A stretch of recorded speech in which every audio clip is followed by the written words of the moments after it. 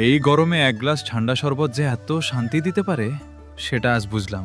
আজকের এই প্রচণ্ড গরমে কাজ করতে করতে সবাই একদম ক্লান্ত হয়ে পড়েছিলাম।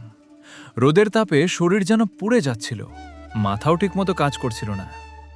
তখনই আমরা কয়েকজন বন্ধু মিলে রাস্তার পাশের আম গাছের তলায় থামলাম। সামনেই দেখলাম ঠান্ডা ঠান্ডা লেবুর শরবত বানাচ্ছে।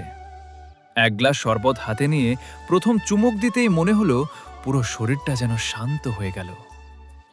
গরমের মাঝে এই ঠান্ডা শরবতের স্বাদ সত্যিই অন্যরকম একটা শান্তি দেয়। কাজের চাপ, ক্লান্তি, ঘাম কিছুক্ষণের জন্য সব ভুলে গিয়েছিলাম। বন্ধুদের সাথে দাঁড়িয়ে গল্প করতে করতে শরবত খাওয়ার মুহূর্তটা আজকের দিনের সেরা সময় ছিল। জীবনে বড় বড় সুখের দরকার হয় না, এরকম ছোট ছোট মুহূর্ত আর প্রিয় মানুষগুলোর সঙ্গেই আসল আনন্দ লুকিয়ে থাকে।